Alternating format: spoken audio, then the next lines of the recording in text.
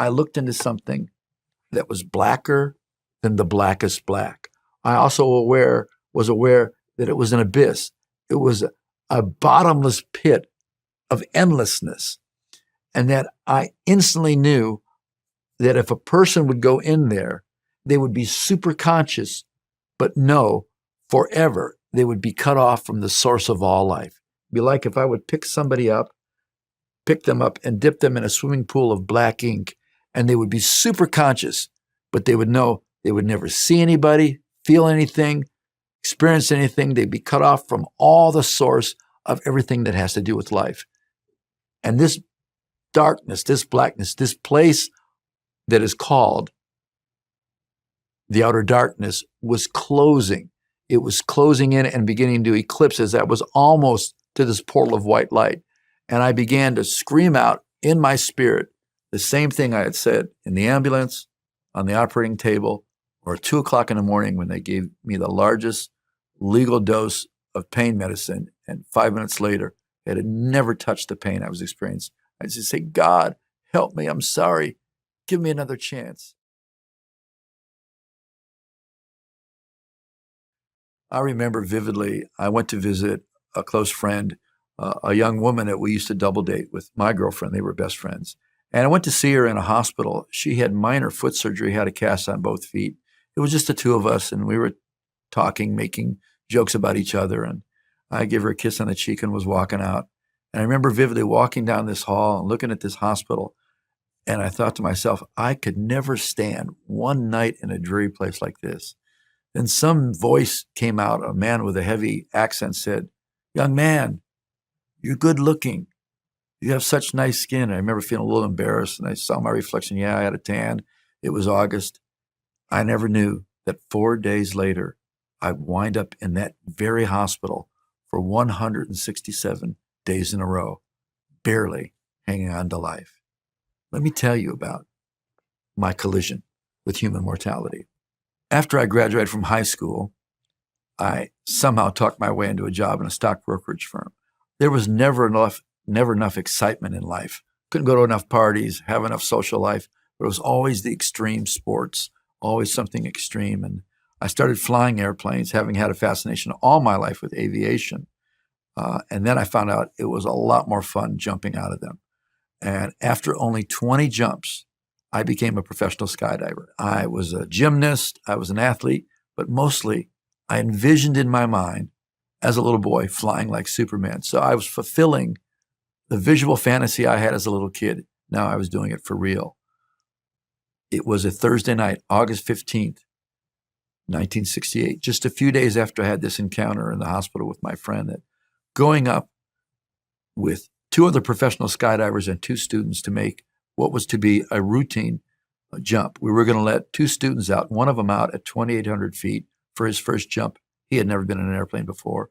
The second student was going to make a jump from 4,000 feet. It was his 10th jump, and that would be a 20-second delay.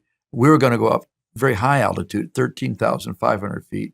For that time was a pretty high altitude jump, which we would get 66 seconds of free fall. That's like forever, where we would do our aero maneuvers and practice. And for me, to get in and out of airplane took about as much motivation or courage as to get in and out of a car. I was 19 years old. I was oblivious of right and wrong, of death. I was bulletproof. I wasn't never afraid to get in an airplane. And I certainly was never afraid to jump. People would say, you must have been an adrenaline junkie. No, I was doing it for the pleasure. I'm convinced the number one motivation of any human life is pleasure, is finding pleasure. And this was, for me, the ultimate pleasure. I remember waving at the people on the ground, the groupies, or the woofos, we called them. Woofo, you jump out of an airplane. Or groundhogs, they hang around the ground, but they never jump. Waving at them, and then we took off. And by that time, I was kind of annoyed about flying. It took so long to get to the altitude. I was so motivated just to open that door and get out of the airplane.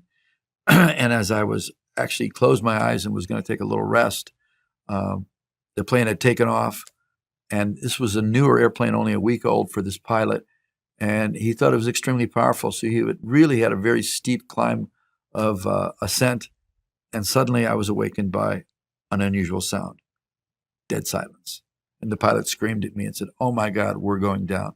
We had a total engine failure, and we had a loss of our airplane's lift. That's the force that makes the airplane fly.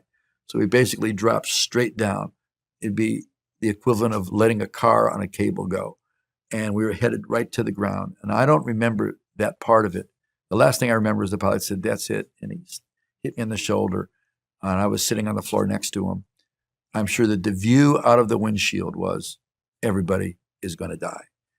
We impacted a tree going probably 100 miles an hour. My face, I wasn't in a seatbelt. I was thrown forward, and my face stopped my body going 100 miles an hour. So I sustained, obviously, very serious head injury. The airplane cartwheeled wing over wing and then was wedged into the ground. There was shock and confusion. The four other occupants besides the pilot, their heads kind of crashed into each other. So the two students were injured. Their faces were busted by the other guys' helmets. And one of the professionals helped the two of them escape. And my partner in this new adventure was just leaving the aircraft, was just a few feet away when the plane exploded. And when he went inside, he heard screaming, and he knew that I was trapped inside as well as the pilot. I had my leg sticking out a hole in the side of the aircraft where the wing had been attached, and with this hand, I was pulling and trying to free myself, but something had caught me, had a hold of my harness and my clothing, and I was trapped inside, soaked with airplane fuel, and on fire from head to toe, literally burning alive. And this was one of these moments where this man had one of these experiences like superhuman strength where someone could lift up a car. He literally pulled the skydiving harness loose with his bare hands, dragged me away, and began to roll me on the ground and put the fire out. He pulled so hard, he pulled his thumbs out of the sockets of his hands and tried to get the fire out. And when he did, he said, "Get up and run," because he was afraid there was going to be another explosion from the wing that was drained of gasoline that was empty. I remember I was very fuzzy, but I remember taking about 10 steps. I remember then falling over backwards, my head hitting the ground. And I put my hand back to feel, and I came and looked, and the back of my head was stuck to the palm of my hand. And then I just flopped over. And the next thing I remembered, I was in an ambulance. And that ambulance was racing towards the closest little hospital, the one I had been in just a few days before, and said I could never stand to be in a place like this for one night. I'll never forget the sound of the whine of that ambulance. And I didn't know how bad I was hurt, but I was looking up at the ceiling while strapped down to the gurney. And for the first time in my life, a man who was self-sufficient, strong in every way for myself, I could do anything I wanted if I just applied myself a little bit. For the first time in my life, a person that didn't know God or ever seek God or ever know that I'd even needed God cried out for the first time, "God, help me. I'm sorry. I want another chance." And then there was the bright lights of the emergency room. They rolled me in. They let me talk to my mother, whom they had contacted, for about 60 seconds. And I heroically defended skydiving as if I was like a martyr going to be burned at the stake. She said, "Does it have anything to do with skydiving? This was an airplane accident." And then I asked her to see a certain Catholic priest who had scared me when I was just a young boy, and to have him come pray for me. And that was very profound. And the next thing I know, I was whisked in to surgery, and I don't remember anything more that night. The doctors never expected me to live through the night. They thought I would surely die of shock. The assessment of my injuries after they took me in that night was I had a severe head injury, a contusion of my brain. I had massive third-degree burns over a major part of my body, well over 50% of my body. I had second-degree burns over other parts of my body. I had lacerations. My face was torn from here all the way up to here, wide open. I was blind in my right eye. My skin was so badly burned that my sister described what she saw as like part of my body looked like a hot dog that had fallen into a campfire. It was blackened, crusty, burnt skin. And so that morning, that when I woke up, or what I remember as the consciousness I had, basically there was a stream of people they let in, family, friends, almost anybody who wanted to see me, because they were pretty much letting people to come in, I think, to say goodbye. And I remember vividly some people, Some people came in, they looked at me and just fainted. I remember one of my friends was the first person I had ever met. He said, well, what happened? I said, well, planes don't fly too good on the ground. I didn't know how bad I was hurt. I really didn't know what was going on, but I vividly remember certain things in the faces of people. I was laying there flat, had no strength, but they would hover over, look at me, and they did their best to try and not register the shock that they were seeing. But I went from being a picture of health to a picture of absolute hopelessness. I had lost everything in a moment. And what is worse about the initial types of injuries I had are the complications that could follow. And though I survived that first day, and they began all the heroics of emergency therapies for a burn victim, which included they would wrap my body in towels and soak me with this fluid called silver nitrate, which is a cauterizing agent that is to get rid of the dead skin because infection breeds on dead tissue. They either would cauterize it with that fluid or they would literally take instruments and cut the skin off of me, sometimes when I was awake without pain medicine. And 1 day or 2 days and 3 days went by, and some of the complications that occurred very rapidly was there was an immediate massive amount of weight loss.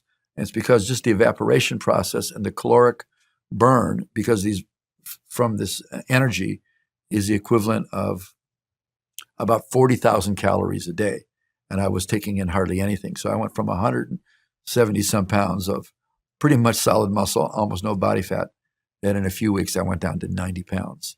That was one horrible thing, was the tremendous loss of body mass. I was burned and there was infection over many parts of my body. This part of my body was so badly burned, they were considering amputating my right arm. I had developed internal bleeding where I was bleeding. It's recorded 10 pints of blood a day. Pretty serious leak. I think somebody should have gone down to the auto parts store and got some stop leak, and I could have done several shots. Maybe that would have helped. I don't know. I know they didn't think I was going to live, but they were heroically treating me with all the latest thing of medicine, but I got worse and worse and worse. Some of the other complications were that the nerves in both of my legs from the knee down had died, and my feet were withered up like dead bird claws. And there was, whatever was the cause of that, either lack of nutrition, lack of circulation, whatever, there was complete nerve damage from below my knees all the way down the end of my toes. I had internal infection. My blood was infected. I had sepsis. That's where the inside, the line in your body is infected. And they tried all that they could. And finally, as I was really just getting worse and worse, and sometimes I was in a coma. Sometimes, by in a coma, I'm talking about totally unconscious where I couldn't be awakened. Sometimes I was in kind of a blurry state. And sometimes I was super conscious and I can remember vivid things.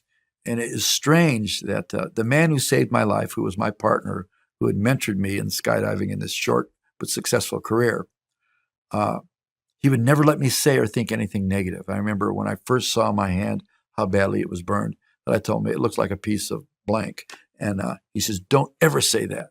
And I remember one time, at a particular time, I was in a coma and my sister had come to visit me.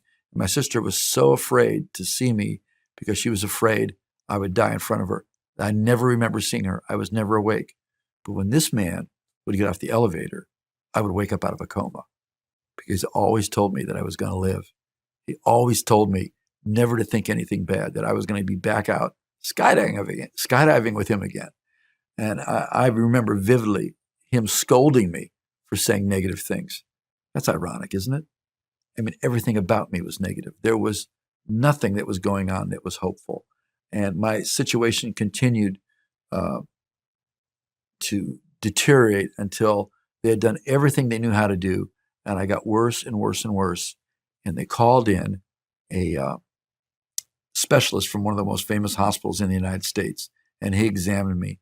And at the end of his summary, with all these terrible paragraphs about the conditions that I had, it's much worse when you read it in black and white. He simply wrote, there is nothing I can offer this young man. Basically, he was saying, it's hopeless. And they quit trying to save my life and were just waiting for me to die, for nature to take its course. But God, being rich in mercy, was going to intervene as I was entering the valley of the shadow of death. I'm going to tell you a little something that happened a little bit earlier in this experience. I'd been a person that I don't remember ever being very sick in my life ever, or being hurt. Now suddenly everything that could go wrong had gone wrong. And my oldest sister, her father-in-law was a very prominent surgeon who had just come back from donating 13 months of his life to doing surgery on the war victims of the civilians in Vietnam. He did 12 hours a day. They would just take a bucket of water and throw it on the operating table and put another child on there who had horrific war injuries, like a piece of shrapnel would hit them in the arm and there'd be no flesh. Everything perfect from here, everything perfect here, but nothing here. He would do like a drastic attempt and have one blood vessel and somehow save a life. He would be sued in this country. He had seen the worst possible injuries you can see to a human being. Burns, explosions, you name it. And he was a personal friend of mine who knew my health, knew my character, knew everything about me. We were actually personal friends. We had similar interests. And he came to see me close to the beginning. I remember vividly, he bent over and he was talking to me. He says, "You just eat everything they put in front of you." And he got up and he put his little hat on and he walked out. And I remember as he was going out, I was beside him going down the hall. And I was wondering, why wasn't he paying attention to me? And I was just wondering that. And then he stepped on the little rubber mat that is an automatic door opener. And all of a sudden, the door, as it opened, it went right through me. My spirit had gone out of my body and was following him. Now, at that time, I'd never heard of anything about out-of-the-body experiences or spiritual things. Hey, I'm just a regular human being who was hot for skydiving. That was my first remembrance of super natural existence or paranormal things. No one ever told me about this, but all of a sudden, as soon as that happened, I thought, whoa. And like a bungee cord, my spirit was pulled back into my body. And again, there I was suffering on this, in the intensive care unit. But now, after this doctor, this specialist had declared to all the other doctors that there was no hope, I literally was medically, scientifically hopeless. Now, I'm a person that believes in hope, but everything that adds up medically, I had 7 fatal complications, all compiled at once, and they were just waiting for me to die. And the day before what I'm about to tell you of this very supernatural experience, I was in a coma, and I remember vividly a doctor on my left side with the bars up. He had a clipboard in his hand, and he was speaking to a nurse on the other side saying, "When this patient, Mr. Robinson, dies, I want you to completely sanitize this entire area and bring that patient, Mr. Rogers, in here." And I was thinking to myself, remember, I'm in a coma. You could stick a scalpel in me and I wouldn't feel it. You could stick a fork in me and I wouldn't feel it. And I'm thinking, no, I'm not going to die. That's way premature. And even though I couldn't see and I couldn't hear, spiritually, I could perceive and hear everything. That's why I tell people, if you talk to somebody in the hospital, even if they tell you they can't see, if there's spirits in there, you can talk to them. And they can even hear you and even make decisions while they're in this seemingly unconscious state. That's where I was on this particular day. The next day, when the doctor examined me, which was before 7 o'clock in the morning, he went right to his office and called my sister and said, "Barbara, you better come here because your brother's not going to be here this afternoon." My body had got into what they now call active death. They had me propped up so I could breathe a little better. I was burning up with a fever. They had this vinyl pad underneath the sheet to try and, because I was so injured and so raw, they couldn't do ice packs or alcohol rubs, try and break the fever down. I was burning up with a fever and freezing at the same time. I was so uncomfortable. There is no pain medicine that could stop this kind of pain. I also had developed massive external bed sores. Both heels, the backside, parts of my back were open holes that my bones were sticking through, visibly through open sores on my flesh. I was in this horrible condition, so uncomfortable, living literally from one breath to another. And just before my brother came in to see me, I was looking out over the edge of the bed, and it was like there was an invisible opening through the wall. And I was looking in and saw this stainless steel table that was in pathology, which is the morgue. And my brother all of a sudden appeared next to me. tell you exactly what he was wearing. And I said, Robert, how did you get in here? And he goes, what do you mean? Same way I always do. I said, this is the morgue. I'm sure he probably thought I was delirious. And the next thing I know, he was gone and I was shaking so badly. And then suddenly, at the height of all human discomfort, at a place is very hard to describe physically, I was fighting to live, but life, it felt like, was ebbing out of me. It was like if there was someone throwing switches inside of my switch box to an off, this organ off, this body function off. I could feel life leaking out of me. All of a sudden, my spirit left my physical body, not as it did that first experience that I had. I was immediately thrust into a spiritual dimension. Simultaneously, there was awareness of things I had no comprehension of, all occurring at the same time. I knew instantly, this spirit man, this is the real me. I looked and examined myself. I was normal. Everything about me was normal. At the same time, I realized this spiritual world is a real world. Everything about this world is more dynamic. Everything, every color is more than colorful. The edges of everything were razor sharp, and the sight and the sensation is so awe-inspiring and so shocking, you don't think to try and reason and ask questions. It's total revelatory experience. The biggest shock, the most compelling thing that was occurring to me is I instantly understood eternity. See, everything in this life, everything in the creative dimension, everything even as far as telescopes can see that are in the physical plane are related to time. Even if they say it's billions of years, it still has a beginning and an end. Something starts, it stops. Something is new, it gets old. Every living thing that's born will die, but everything in the spirit dimension is everlasting. That struck me, and it was a shock to understand and comprehend eternity. And as I was looking, I saw in the distance a white, that I can only describe, it looked like a white circle or a white portal of pure white light that was brighter than 1,000 times the sun, but it was pure whiter than, I describe it as the whitest snow, and I felt like a peace emanating from it, and I had no control of what was going on. And it was almost, I was on a slightly upward glide path going towards it, and I felt this was good and peaceful. And as I was getting close to it, I felt like a pressure on my right side, and I turned and I looked, and instantly, again, I had this multiple experience of understanding and revelation. I looked into something that was blacker than the blackest black. I also was aware that it was an abyss. It was a bottomless pit of endlessness, and that I instantly knew that if a person would go in there, they would be super conscious, but no, forever, they would be cut off from the source of all life. It'd be like if I would pick them up and dip them in a swimming pool of black ink, and they would be super conscious, but they would know they would never see anybody, feel anything, experience anything. They'd be cut off from all the source of everything that has to do with life. And this darkness, this blackness, this place that is called the outer darkness was closing. It was closing in and beginning to eclipse as that was almost to this portal of white light.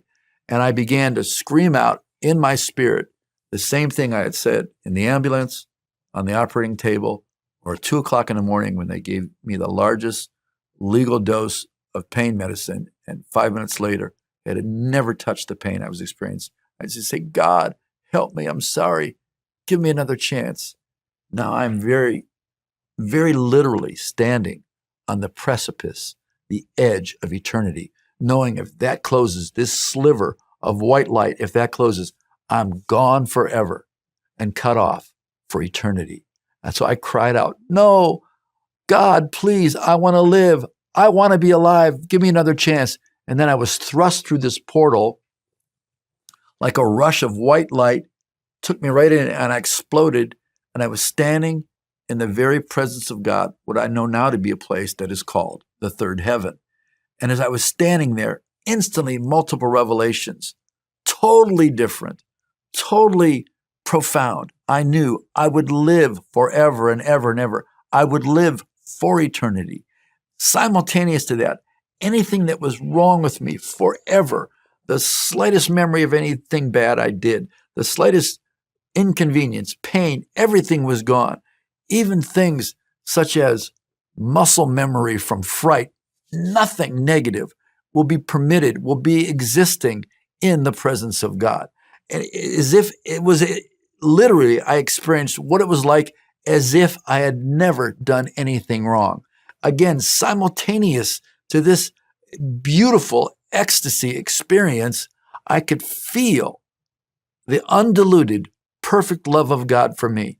No longer was my identity Mickey Robinson, who grew up in a little town outside of Cleveland, Ohio. Mickey Robinson, who grew up in a dysfunctional family. Mickey Robinson, who was a former skydiver, now a stockbroker, snow skier, extreme sport. And Mickey Robinson, who did good and bad. It was that I was a son of God. How could this happen? No one told me about this. And what was heaven like? What did I see? Well, for me, in my experience, I did not see any other creatures. I didn't see relatives.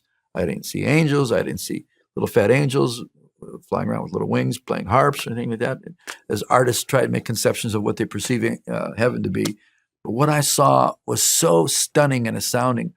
I can only try and put it in terms that you can understand. Whatever structures I saw appeared to be like translucent, see-through jewels, but every color, and in colors I didn't even know exist, you could see them. And I could see, it's like I could see 360 degrees. And though the presence of God was somewhere, I could feel it to my immediately left.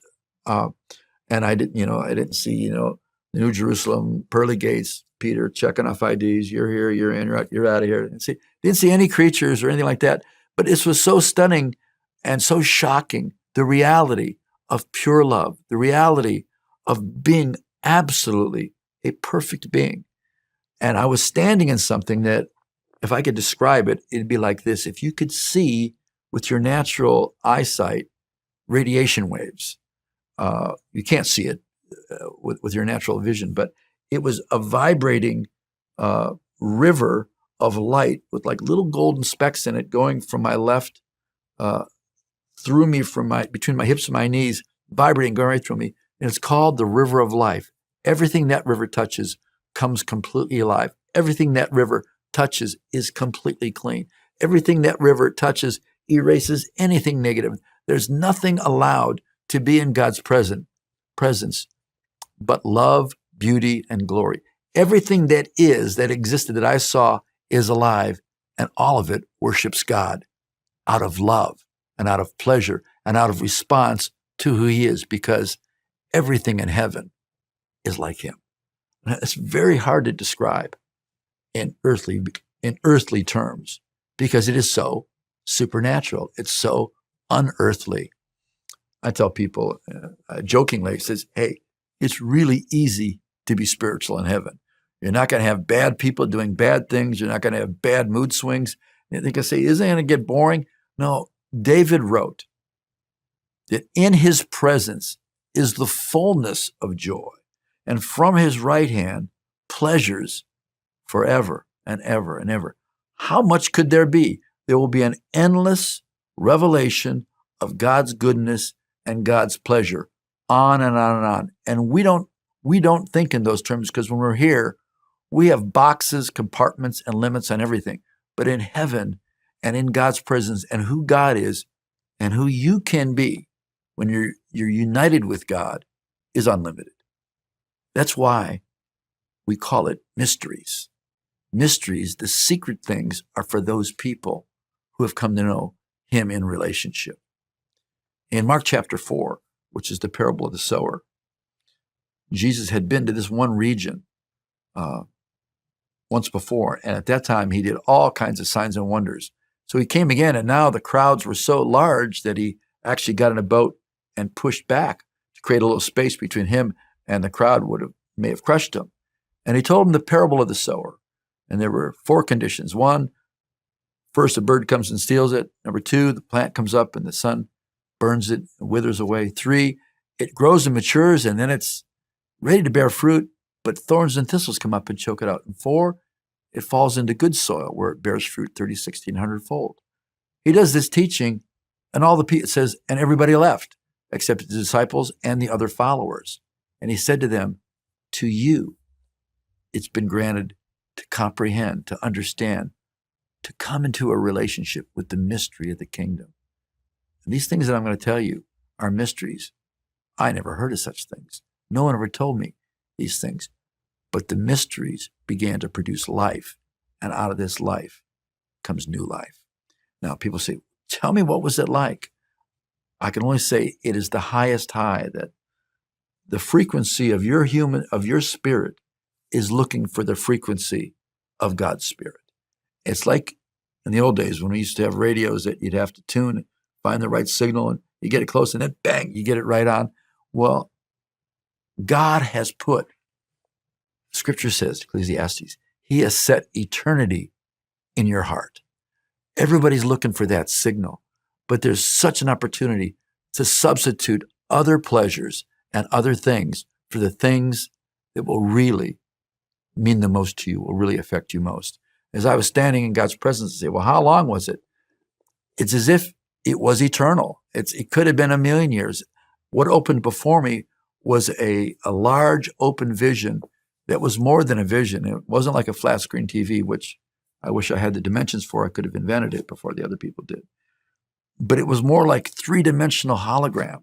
And I was seeing from the moment of the accident for about 6.5 years to the future, people I had never met, yet I felt like I was to have a relationship with them. I saw the whole explosion of the whole drug culture, how there was some really negative things about that. I saw the whole importance of music. I was seeing moments, days, places, things that I would have no way of comprehending, and they would come to pass in the future.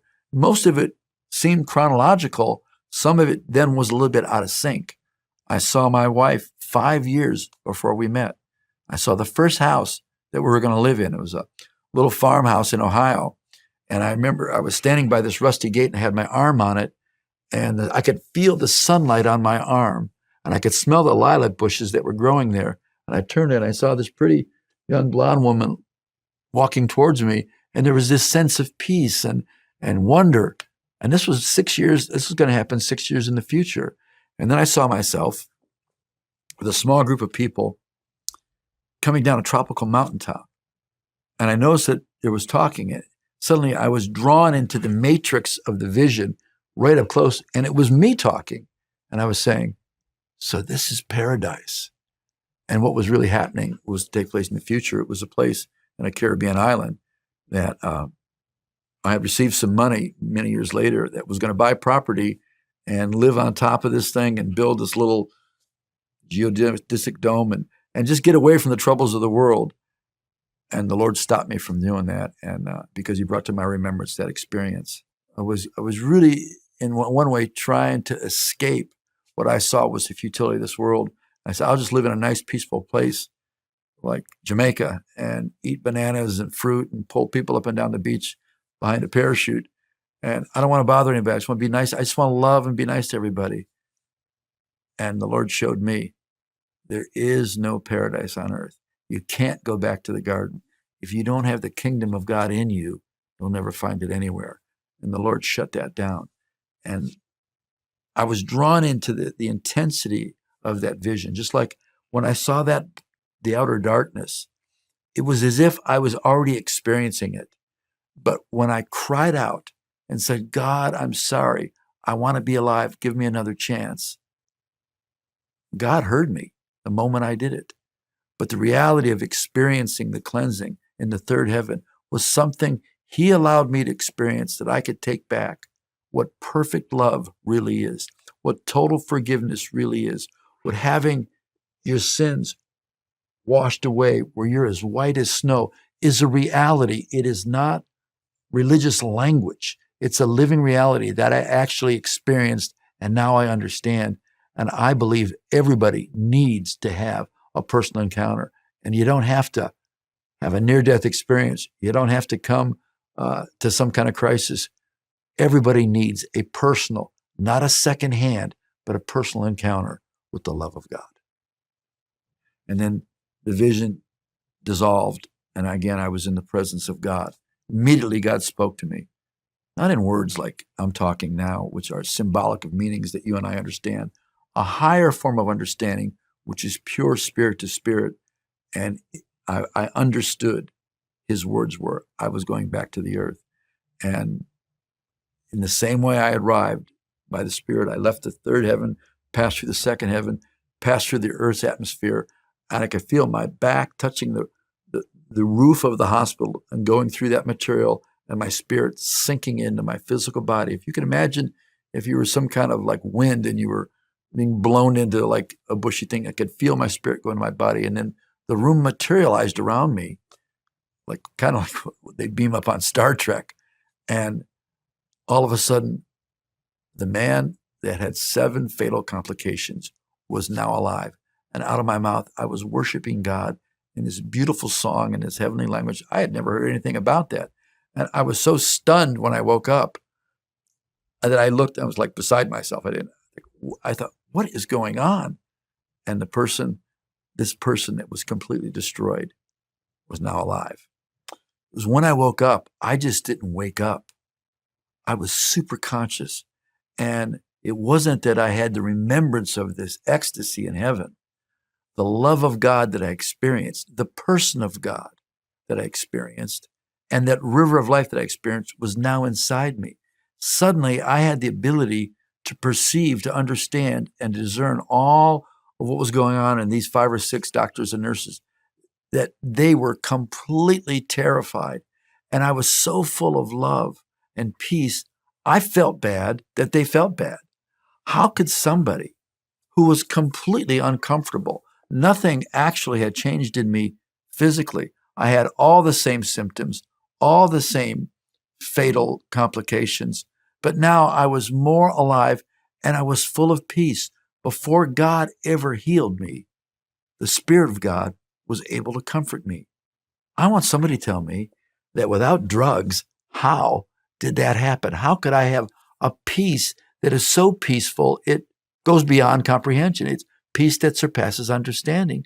I felt bad for these people that were all just scared to death of what they had seen. This defied everything they knew scientifically. They were probably getting ready to write orders for what I had seen in that vision of the morgue.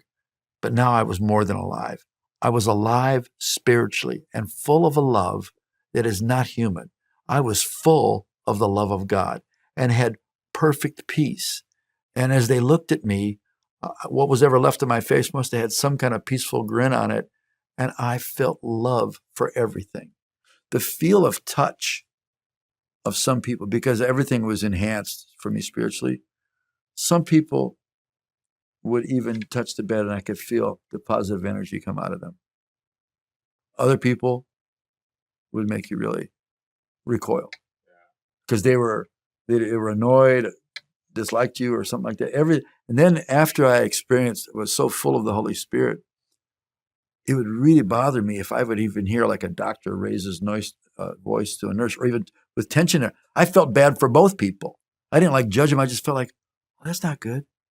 And I didn't know about it. I was so full of love. I didn't judge anything except like, oh, I feel bad for that person being like that. I mean, I wish I could be like that now, because it's probably the healthiest I ever was, when everything was trash, but everything was love. I loved everything. A little fly came in and landed on my head. Oh, little fly, look at the color through your wings. You could come anytime. Today, I'd smack, get out of here, I loved everything, and I never had a bad thought. No one had to tell me about racism. I remember there was a cover of TV guide had the Supremes on, and I said to my girlfriend's mother, I said, she's really pretty. She goes, well, yeah, for a black person. I thought, how strange. I didn't judge her. I just thought I just was seeing, everything was beautiful to me.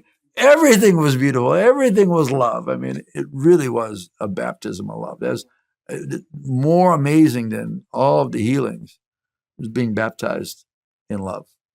And it's still the thing that undoes me more than anything else.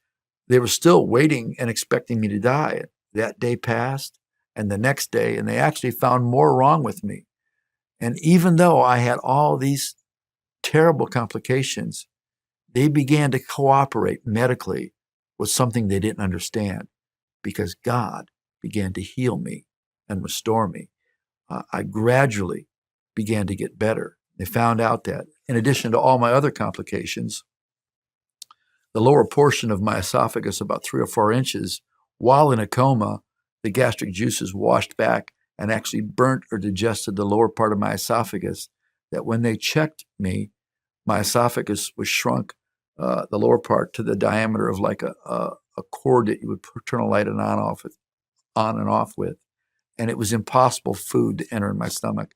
They thought I had lost the will to live. I would eat, it would pile up so high, and it would feel like someone would stick their finger down my throat and it would come out. They thought I had lost the will to live. So on top of everything else, I was also dying of starvation. So they did a surgery and inserted what's called a gastrostomy tube. About as big as around as this finger and had a little ball on the end. And they would throw everything in a blender, mix it up with medicine, and a little cute little girl came around and give everybody a tray. And, oh, Mr. Robinson, we have your lunch. And she would hang this plastic bag up on a hook and let this clothespin-like thing go. And this blenderized goop would come down and go into me. I wish they had warmed it up because it would just shiver. It gave me a new horrible definition of a bag lunch. Everybody else was getting food, and this is what I got like 3 or 4 times a day. And I could smell, and I was hungry. And, I weighed 90-some pounds. And I remember I was still on death's door for probably, the accident was August 15th. I deteriorated. I don't know when exactly this point of when I had this incredible heavenly encounter happened. But I was on death's door for probably 3 months, and then just so fragile. They didn't know why I was alive and why I was seemingly getting stronger. But as that fluid began to come in, I began to get a little strength, and the doctor came in. And in addition to all the other complications, my legs had become completely rigid. And as I said, the nerves from my knees down all the way to the ends of my toe, all those muscles were all atrophied. The nerves were dead and the muscles didn't work. And my legs were completely out, stiff, straight. And I remember the doctor came in and picked up both of my legs. And he says, "We got to get you moving." And he pushed my knees about up to my chin. And I heard all these my muscles had shrunk down to like little rubber bands and were all stuck together, what's called adhesions. It was like a bunch of ropes popping. Felt terrible. But they began to take me down to physical therapy and put me in first a whirlpool bath. And then we get it real warm and put a box of Dreft diaper soap in there. And I remember the first time they plunged me in there, the water turned blood red, and I could see parts of my body that were dead tissue bubble off. And they would pick me up and put me in a wheelchair. I immediately would pass out and wake up either in the bed or the elevator. But it was those few minutes in that whirlpool actually felt a little bit comfortable, and my body was beginning to be able to move. And this incredible machine called the human body, which the Bible describes as that we are fearfully and wonderfully made, as disastrous as I was affected with all these complications, the slightest movement, the slightest help began to generate life. And the person that had so many things wrong, I began to come alive again. And the doctor said, "We got to get you moving." So after a series of going down there every day and being cleansed, they said, "We got to get you moving." And so they were going to attempt to see if I could hold my weight. Even though the lower parts of my legs and muscles were dead, they put Velcro around my legs and had rubber loops, and they put me in these slippers, and they took me down between 2 parallel bars, and they lifted me up, and I took with my upper muscles and my thigh muscles, I dragged 1 foot forward and the other foot forward, and then backwards, a total of about 2.5 steps, and then collapsed in the chair. And when I stood up, all of the tissue where there's skin grafts, it looked like patchwork quilt.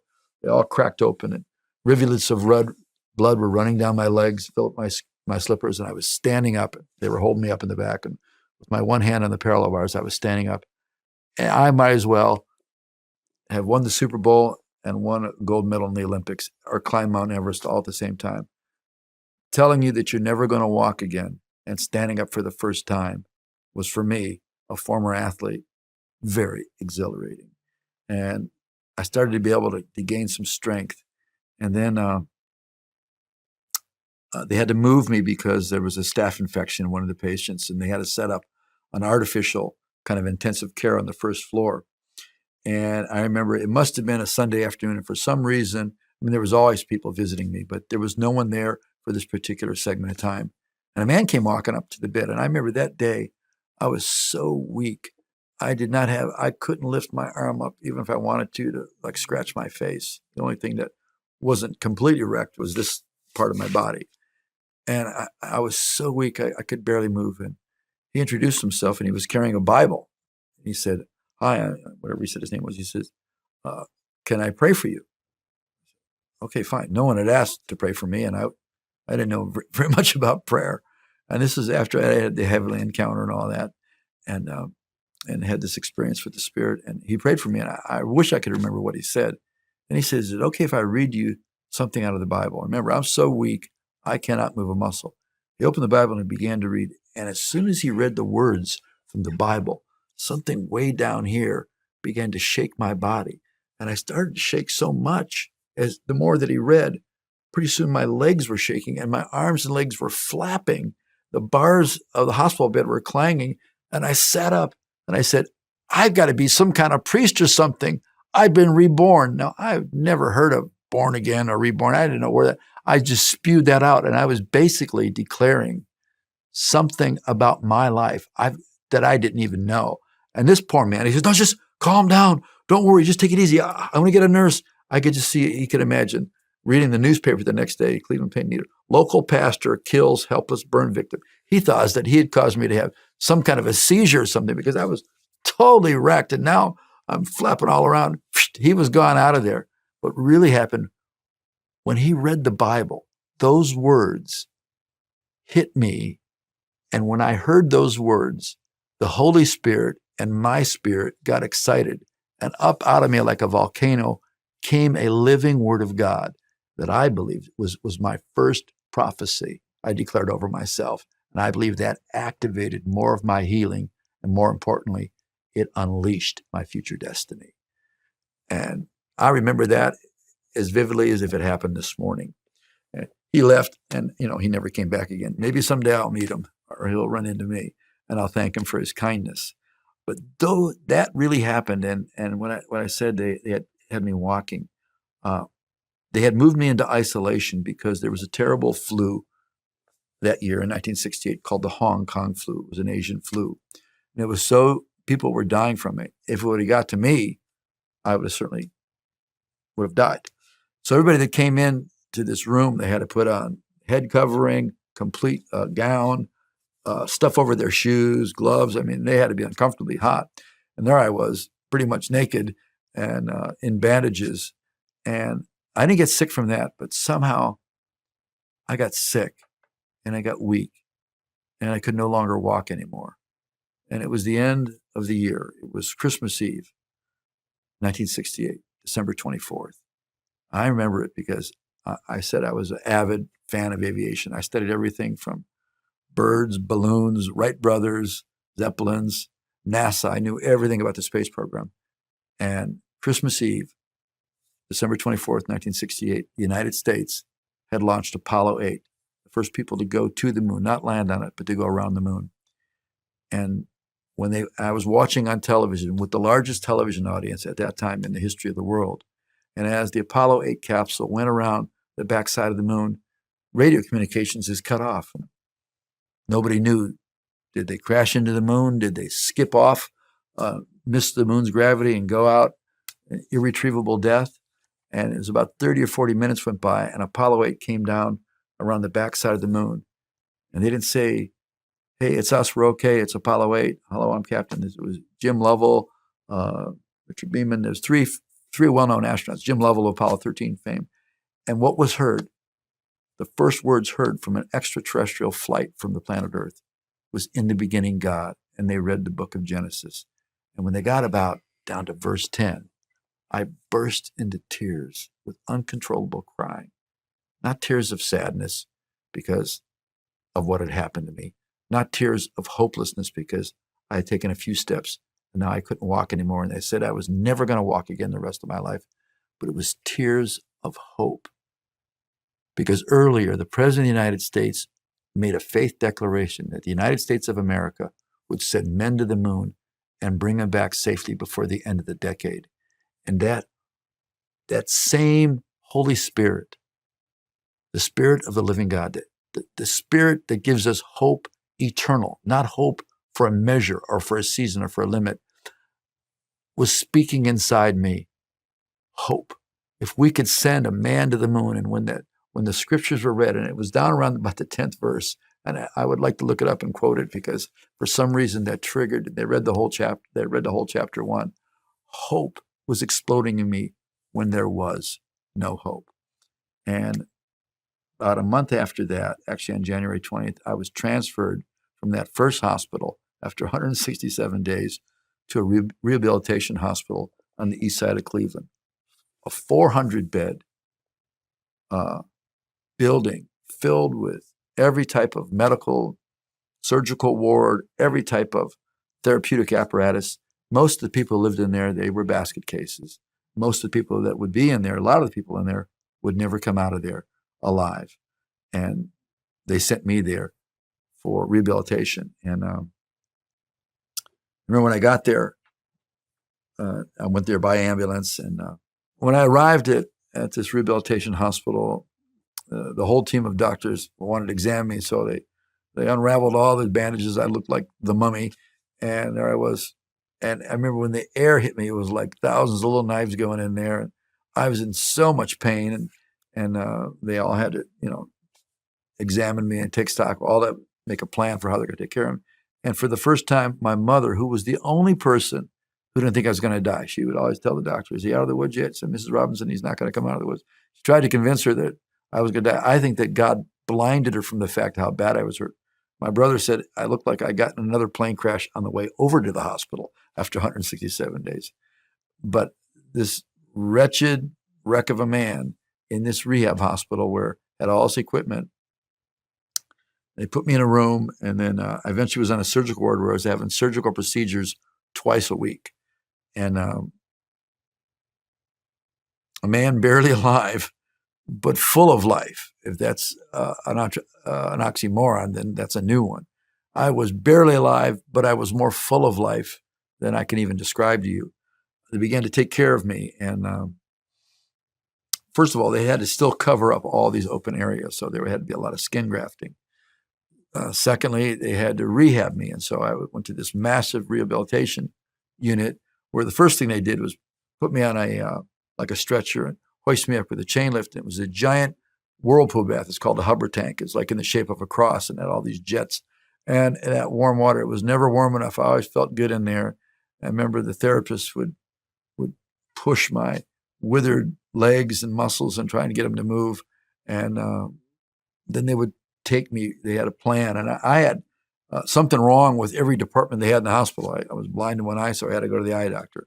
I had smashed my face so bad that this tooth was turned black, and I had to have a bone graft and a steel thing put in there to save that tooth. So I went in the dental department. About every department in there, so all the doctors and heads of those departments knew me and knew all the things wrong with me. The legs were paralyzed and nerve damage.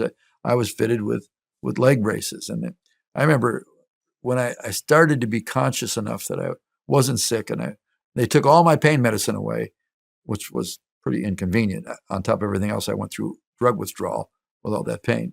And I remember the first time I saw myself in the mirror, and I had this hanging gown on, and I was barely just bones. Maybe I was up to 102 pounds, and still had, I had a big patch on my eye, and my head still had a bandage up from the head injuries. And the guy is really skinny, and this hand was always bandaged because the hand was so badly damaged, it was really useless. And my arm had withered, and I couldn't move it any farther than about 6 inches from my side. And this arm was frozen. The bones were stuck together, and I couldn't turn it like this, which is called pronation and supination.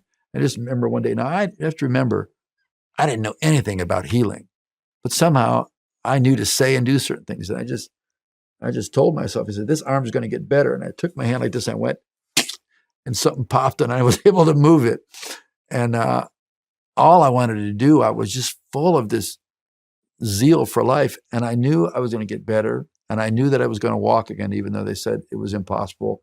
They put electrodes on my nerves, the neurologist, and determined that the nerves were dead. And this was a long period of time. And by now, what I'm told is the length of time that the nerves were dead, all of the myelin would be off of the nerves. So that makes the nerves dead and really they won't regenerate. Now, the upper body, other muscles in my body worked. And so they would take me to therapy, and they had these straps and then on for braces, and was learning how to drag myself around it. And there was an acceleration of the healing process. I mean, they thought, first of all, I'm not going to live. And then they thought, I'm never going to get out of a wheelchair. And now I began to be able to get movement back. And it was like, there was just an acceleration. But inside, I really believed I was going to get out and be normal. And no one told me that. I didn't read any books. I didn't know about healing. I just had life working in me. And I just tried as hard as I could. And even though that some of the therapy was hard, there was always a person that God would bring in my life to give me another push forward, where it was one of the hallmarks, I hope, of my life and of my helping other people is that I can be encouragement. And I have a definition for it. It's like imparting spiritual bravery to live a life beyond what's normal. Real encouragement is divine bravery to live supernaturally in a life that would restrict you. Because in every way, there was a lot of restrictions, but I kept pushing the envelope and doing things that I wasn't supposed to be able to do. I had a lot of visitors, and now I was in a room, and my three roommates, to my right was a man named Bob, who was a pre-law student who had been in a car accident and broke his neck. He was a C4 quadriplegic. And at that time, they would treat a quadriplegic because they would drill holes in your head, put these two prongs in there, and through a cord with a large weight would straighten your neck out, and he would do a bone graft or a graft to fix the broken neck. Across from him was a black man named Larry. He also was a C4 quad. It was in a minor car accident, but snapped his neck. He had holes drilled in his head, and he had this thing with weights on it holding him steady until the bone graft would heal. And across from me was a white Appalachian man who somebody broke in his house and shot him with a gun and bruised his spine, and he was paralyzed from here down. And then there's me, the ex-stockbroker, skydiver. In the world, we would have nothing in common. But in there, we loved each other. We told stories. We told jokes. My visitors, which were many, would visit all of them. And in the world, we would have passed each other by and wouldn't have had two things to talk about. But in there, we had one common thing. We had been broken, and we made life and love. We joke as much as we could and made it bearable. Just as I was starting to get a little better, what I mean starting to get a little better, I was starting to really believe that I could get better. And my kid brother, Robbie, had been taken by a close friend of mine, one of the premier skydivers, to Florida for a vacation to get away from all the trouble. They were gone for about a week, and they came back, and they came into the hospital to see me. And a sign of healing is humor. And they probably wondered that while they were gone, did I get better or did I get worse, because I was so borderline. And so they kind of snuck their head in the door, said, "Mick, how you doing?" And I said, "Well, I guess I made a real ash out of myself." That was my first conscious thing I remember, something funny, and they laughed. And actually, I'd almost died the day before from an anesthetic overdose, but I began to feel life, and laughing is healthy. A merry heart is better than medicine. It's good like medicine. But these guys in this room with me, and about that same time when I just started getting better and I just started being able to move around, I got a phone call from the gal I had gone with and the girl I had gone with all through high school. And we were supposedly going to get engaged that Christmas, which had just passed. But of course, in August, I got in this plane wreck. And the only thing that I was holding on to of my former life was that relationship. And I got a phone call. This is before cell phones or personal phones. The nurse called and said, "You have a phone call." So I rolled out my wheelchair to a payphone. I heard over the phone the girl that I loved all the way through high school for three and a half years, and we were going to get engaged, didn't have to tell me in person, but told me over the phone that we didn't have a life anymore, that the relationship was over. I said, no, we have all this plan, and I just couldn't believe it. And I hung up, and I remember rolling myself down at the end of the hall into a shady place, and I remember just letting it all out.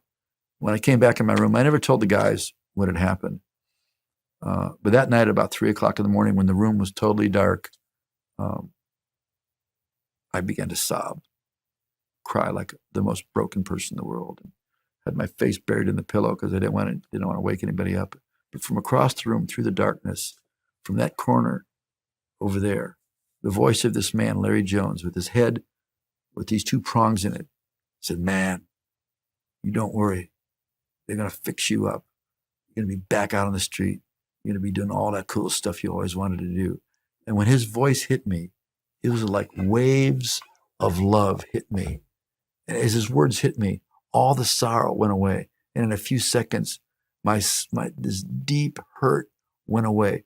And I was back in the love of God. This man who himself was in worse shape than me, God used to speak life. That was profound. In that darkness, I felt all of that sorrow go away because a person who wanted something good to happen to me spoke. And his voice got mixed with the power of the Holy Spirit, and that brought me comfort. Well, it was about 3 weeks later, at the same time of night, about 3:00 in the morning, that I woke up. I heard a loud clang. What had happened was those steel pins that were drilled in to the skull of Larry Jones somehow pulled out of his head, and the weights hit the floor. And his head was on a little pad. It's on what's called a striker frame. It's a big circular thing that they can turn a man upside down so they don't get bed sores every 2 hours. That pulled out of his head, and his head is resting on a pad with a fresh bone graft. If he had so much as a muscle spasm, his head would have fallen off that pad, and he'd be dead. His neck would have been resevered. I heard the clang. I dragged myself across the floor, and somehow I pulled myself up. I turned on the light, and I put this hand on one side of his head and this bandaged hand on the other. With his blood running through my fingers, I began to cry out, "Nurse! Nurse! Get some help right now!" I screamed, "Help! Help!" I had his life in my hands, a man who 3 weeks before gave me life. And that's how this life can be. We're either going to give life or we're going to take life. This man had emotionally saved my life, and now I had his life in my hands. I looked in his eyes, and I had such love and such determination that even though I could barely stand up, I wasn't going to move until help came. The words that we speak can bring life, and that abundantly. And I was in that hospital again. I had all these things wrong with me. They said I'm never going to walk again. And somehow I knew things that I didn't know. From that time on, after those experiences with Larry, personal ones with him and I was going to therapy, and I just had this in me about getting completely better. I don't know why. I never read anything. I didn't know about healing, but in physical therapy, they would tell me, you're going to be able to do so much, but I knew they thought I would only be limited. And I kept like breaking their expectations. I remember because I had to have a surgical procedure like twice a week, and the days that I had surgery, I didn't have physical therapy, and I was into physical therapy because movement and cooperating accelerates healing. And whatever I was doing was working. But when I was in my room, I had little weights and sandbags in there, and I would exercise when I couldn't have therapy. And for some reason, no one taught me this and I didn't hear it, I would just speak to my legs. I'd say, "Move." And this leg was a little bit more obedient. It'd be like the James Dobson compliant child leg, and it began to move. But this leg was like the strong-willed, disobedient, rebellious leg. And no matter how much you wanted to, and I could try and exercise my mind, that leg would not move, and very frustrating. And then one day, I was scheduled to go in for surgery. I said, "Move." And my leg, which I had complete bilateral foot drop, in other words, my foot would hang completely down dead, it was completely restored. I took off the leg brace, and I'm walking around the room, and I was completely healed. And I rang the buzzer, brought the nurses in, and they looked at me, and they were all afraid. And I never once ever again had to use crutches or be in a wheelchair or wear leg braces. And it was completely healed, and they had no explanation how that could happen. And all I wanted to do was do more. And I remember, well, just prior to that, I had gone to the wedding of the gal I had visited, the girl I had visited in the hospital, or the one I was going to be in for so long. Well, she got married to her boyfriend, and I went there, and that's the last time I saw my girlfriend. And I remember somebody found me some clothes of a really skinny person that would fit me, because I probably weighed all of 115 pounds, and I still had that leg brace on at that time, actually, before the healing. And my sister's friend came and got me and drove like 100 miles an hour to this little church, and I was the last one in. I closed the door and sat in the back, and the wedding party was recessing, coming out, and the bride and groom saw me, and they just stopped, and everybody else kind of crashed into them, and they ran up, and everybody hugged me. They couldn't believe that there I was standing with clothes on, the person that they all knew was, in a hospital in bandages, never coming out again. And I saw it, and as I walked out of that church, I realized all those people, all my friends, and that whole life really was over at the crash scene. That I had a new life, and I was beginning to meet the man that was born again. And I was beginning to understand there was a different purpose for life than anything I'd ever known before. And I went back to the hospital, and then that healing happened to my leg, and everything began to accelerate with me getting better. And I still had the rubber tube in my stomach, but I remember as they opened up my esophagus, twice a week, they would pull this, I had this string coming out of my nose, and they would tie these silver little bullet things on there. They were trying to expand my scarred esophagus, and they said, you'll never be normal, and you'll need operations like a couple times a year. And they kept stretching it. I remember the first thing I ate was bowls of liquefied mashed potatoes. It might as well have been steak and filet mignon. To eat was so amazing. And I began to eat, and then they made it a little bigger, and I ate a little bit more, and I began to eat, and they still had that rubber hose in there. And I began to get stronger. And the more that I did, and the more that I envisioned myself doing things, I actually thought I was going to be able to do everything I could think of. And my old skydiving partner came in with a brand new parachute, and I tried it on, and all the nurses and therapists thought, oh my God, he's crazy. And they really planned for me to jump out of I planned to jump out of an airplane again. And I remember my therapist says, don't you ever to try to do that with this leg brace on. Well, little did she know, little did I know that leg brace would come off and I would never need it again. But I still was, pretty skinny and frail. Pictures that even surprise me now. But I got released from the hospital about the end of June. And I remember packing up my things, the meager little amount of personal items I had. My 3 roommates, Bob, the law student, Larry, the man from the inner city, black man from the inner city, and this Appalachian guy. And we didn't talk much. He said, man, saying goodbye to them was a little bittersweet because I hadn't gotten miraculously better, and they were pulling for me. But I was walking out of a place that was never an account of a life and a kind of a suffering and overcoming that in many ways, I was never going to have to pass that way again. And I was leaving them. So it was a little bittersweet. But I remember going out the front door and the sunlight hitting me. And I was free from a lot of things. And we take for granted the simple things in life, like going to your own home, opening your own drawer, having people that know you in like places. I went from being this world-class athlete, stockbroker, skydiver, to becoming a totally helpless, dependent on other human hands for my very existence. And now I was free again. But I was walking into a freedom that I was going to have to learn in incremental steps of faith.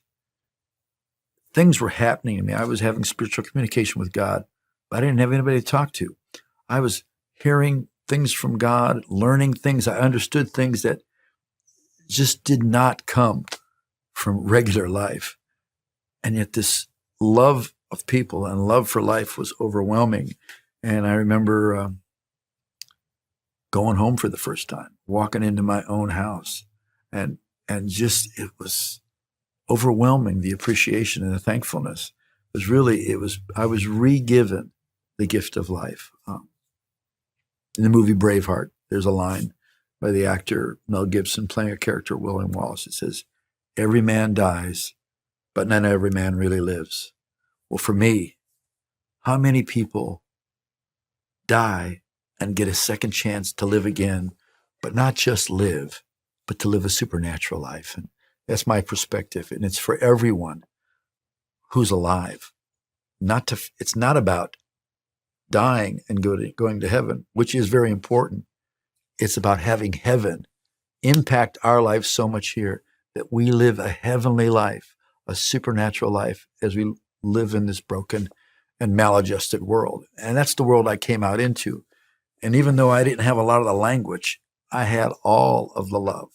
I had all of the joy and all of the peace. And the world I came into had seemed like it changed overnight. I mean, I was in the hospital for nearly 1 year. And from 1968 to 1969, everything had changed in the area where I lived.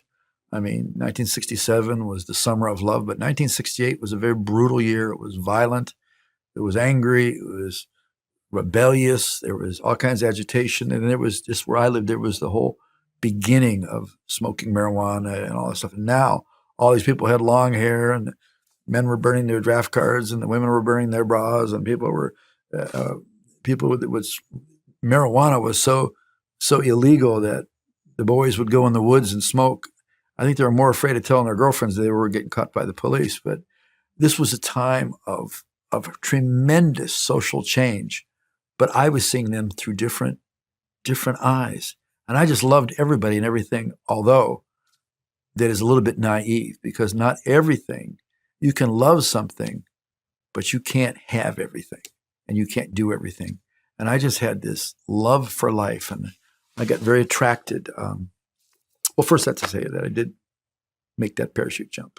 I went out sometime in July. It was less than 1 year after my accident, and it had been arranged. And I finally told my mom that we were going on a picnic out to the skydiving club, and she got in the car with us, my brother and my partner.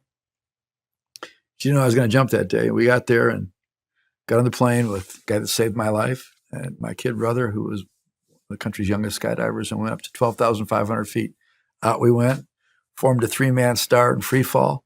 It's incredible. I mean, it was the only time I probably was a little bit worried about jumping out of an airplane. It wasn't about getting hurt. It was I heavy enough to actually fall all the way to the earth? And, there's the 6 o'clock news, and there's a cold front coming in, and there's that guy caught in the jet stream going around. No, I actually didn't. We made contact and formed a 3-man star and made faces at each other and opened my parachute, at 2,000 feet. It was incredible, and landed, and the national champion and another member of the U.S. team were there. They all rushed and they all celebrated. They couldn't believe that I did that. And it was great and it was exhilarating, but it did not have the draw that it once had, because there was something far more exciting for me to do than enjoy the pleasures of jumping out of an airplane. And I did, the skydivers, some of the people that stuck with me through thick and thin. And so that summer was the summer of Woodstock. And I remember I almost went to Woodstock.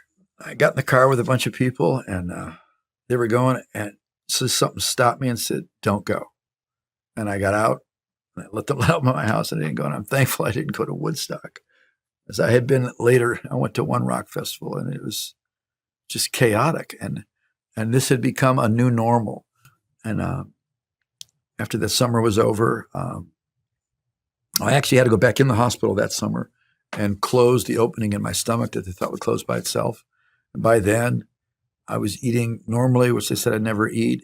And they let me get strong. And then I went back in the hospital, like in the beginning of September, and I started having massive, what is called reconstructive surgery. Like, this hand was so badly damaged, it really wasn't good for much of anything except using it as an opposable force to pick something up like this. And they had to excise or cut off all the scar tissue off this hand, it looked like this. If you've seen it, something severely burned, like a corpse or something, you'll see the thin areas contract. So this hand was just like this. Nothing worked. And they amputated everything all the way down around here. And they took all the scar tissue off, and they cut a pouch and put a skin graft on the inside and put my hand in there and sewed my hand under here. It's called a pedicle graft, where the skin would have to grow onto my hand. And they put all this padding in there and let it grow there for 6 weeks. So I went around 24 hours a day, 6 days a week, 7 days a week with my hand stuck in here. I believe I probably have the longest running theatrical impersonation of Napoleon than anybody doing any theater anywhere.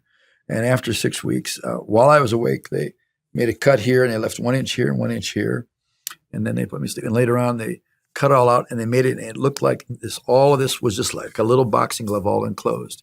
They let that heal. And then several months later, and there was all kinds of surgery. I had to do all kinds of reconstructive surgery. They had to do a large graft here because I couldn't move my head any farther than this. My ear was burned completely off. I remember when they cut it off with a pair of scissors, what was left of it, and they made what's out of a material called celastic. It looks like the inside cartilage of your ear, and they let skin grow through it, and they pull it out, and they put a skin graft behind it. And where I had no ear, then I suddenly had an ear. Now, there was nothing wrong with the inside of my ear, but there was no ear on the outside. So they were very creative. I mean, I was the block of marble for Michelangelo. I mean, a surgeon, it was like getting a birthday present. There was no end to the amount of cutting they could do on me. And they was just having operations all the time. But the one on my hand, it was one aspect of remarkable healing they had. Finally done all this elaborate, they had to move bones around. It was like a UHF wire going through here one time to move things around. And then they did a very big operation where they cut all the way down through the metacarpal bones and moved all this skin around and sewed it all up. And then they bandaged it all up. And the main doctor went to do a seminar in the Dominican Republic. And after 3 days, the doctor that was the resident or the next guy on call was to come in and change the bandage. And I remember he'd set up a whole little place there, and he started taking off the bandage, and I heard him say, "Oh my God, no. That's not a good thing you want to hear. That's really not what you want to hear." And it looked, and the whole hand, all the surgical site was all black. It was a complete failure. All the tissue was dead, and it smelled like a dead animal on the side of the road. And he says, "I'm so sorry, Mr. Robinson. We lost it all. We're going to have to start all over again." And everybody was very sober. They were very upset. They were very sad. This was a massive operation, and all this tissue all around here was dead. They left the room, and I thought for a moment, and then I rang the buzzer, and I called the nurse in. I said, "I want about 7 or 8 pillows, and get me one of those heat lamps." And for some reason, they had bandaged my hand back up, and I put my hand on that pillow, and they closed the door. And as the sun was going down, I began to command blood to go into my hand because I knew that blood supply was what carried oxygen and fresh blood for healing. Now, I have a scientific background, especially in the area of biology, and I knew that those arteries were like dried Elmer's glue of coagulated blood, but I didn't even think of that. I just commanded blood. I stayed up all night, and I stared intently at my hand. The doctor was coming in the next day to cut off all the dead tissue and begin again. And so he unraveled it, and he got down to the end, and he goes, "Oh my God."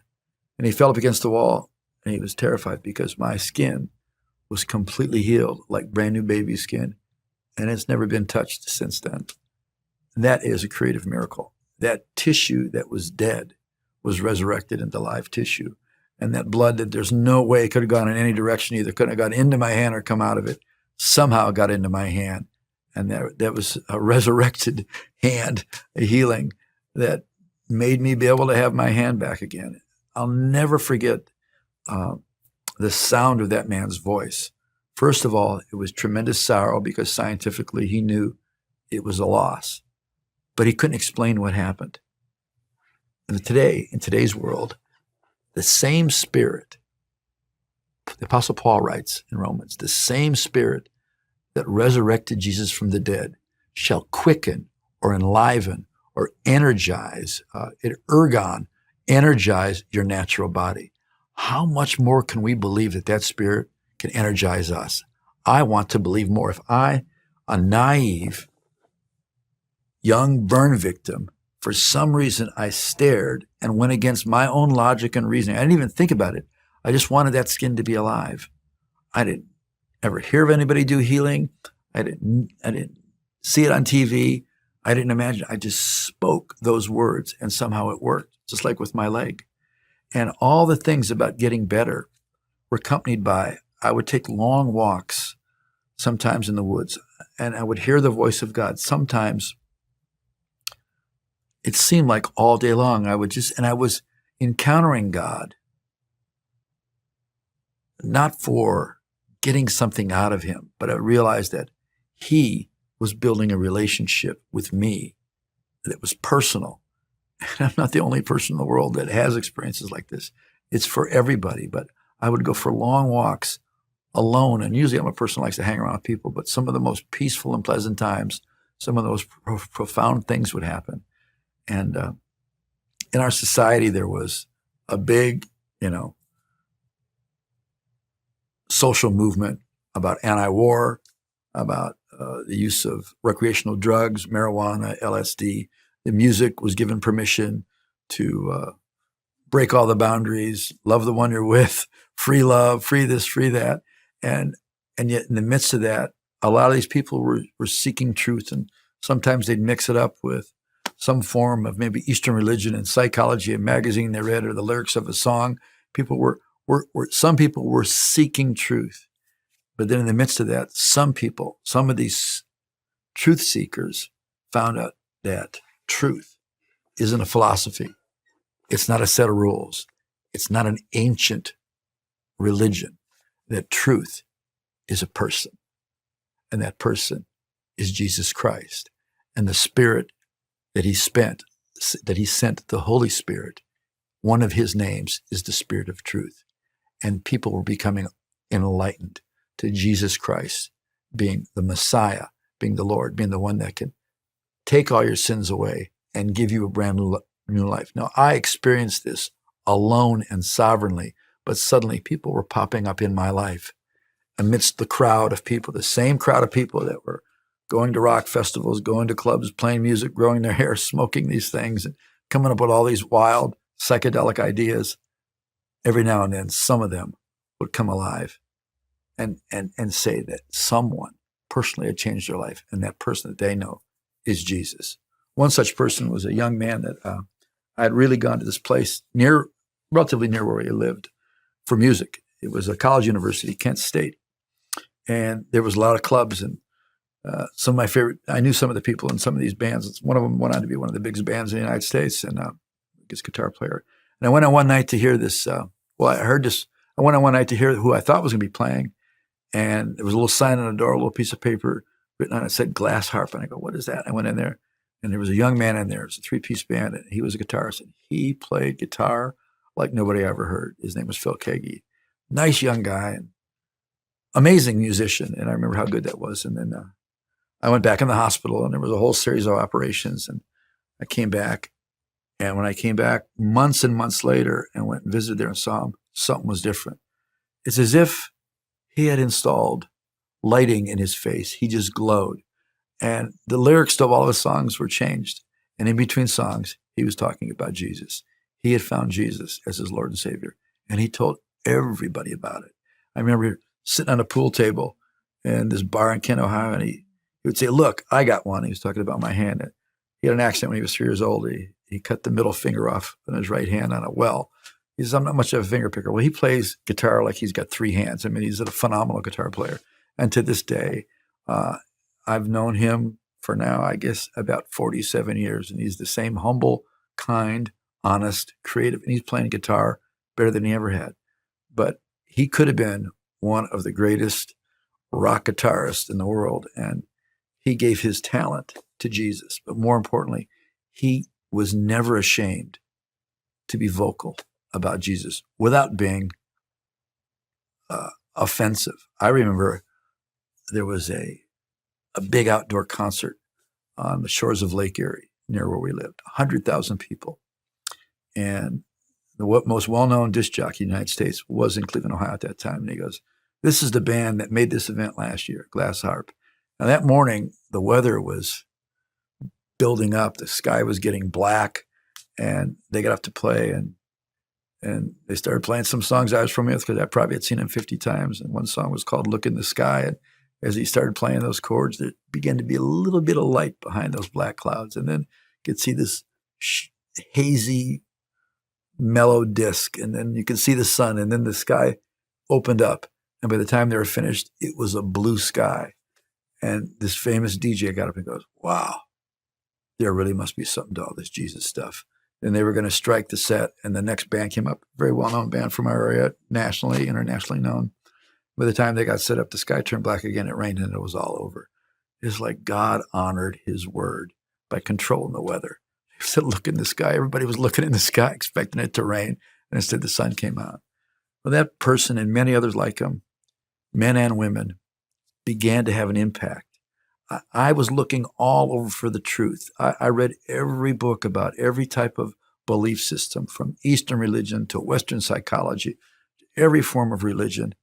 But always Jesus kept coming up. And I remember I went to hear a concert once, and I got separated from my friends. There was about 1,000 people there. And I was just standing there thinking within myself, I don't have anybody to talk to. And I had my eyes down. I said, nobody understands what I'm going through. And I felt this pressure on my shoulders. And as these inner words were coming out of really kind of a place, even though I was in a big crowd and I was with, some people that I knew, I felt so lonely and so dissociated that I was having all these experiences and no one to really share them with. And as I looked up, there was this young woman with long, brown, wavy hair, tears running down her face, big bell-bottom pants on, and she was crying. She says, "Oh, Lord, he's so beautiful. Take him deeper." And again, I felt these waves of love come over me. These words came out of this girl. It's like before I could even say anything, God spoke to some person clear across an auditorium of 1,000 people, and she came over to me. There was nothing outwardly I was doing, but inwardly. And I could hear the voice of the Lord say, "Mickey, I know everything about you, and you can always talk to me. I know everything that you're going through, and I will always be with you." I don't know who that woman was. I hope I meet her someday on this earth. I hope she remembers that moment, because her words changed my life. And the person of Jesus kept becoming more real and real and real as time went on. And this same Jesus, no matter who you are or what you're going through, he knows everything about you. He knows everything you've done. He knows exactly how you feel. And he knows exactly where you're at right now. And he can change your life as dramatically as he is changing mine. I just breathe on you the name of Jesus Christ, the Messiah. And I ask the Holy Spirit to let your heart be open, wide open, because he is the one you can put your trust in. It's worked for me, and it will work for you.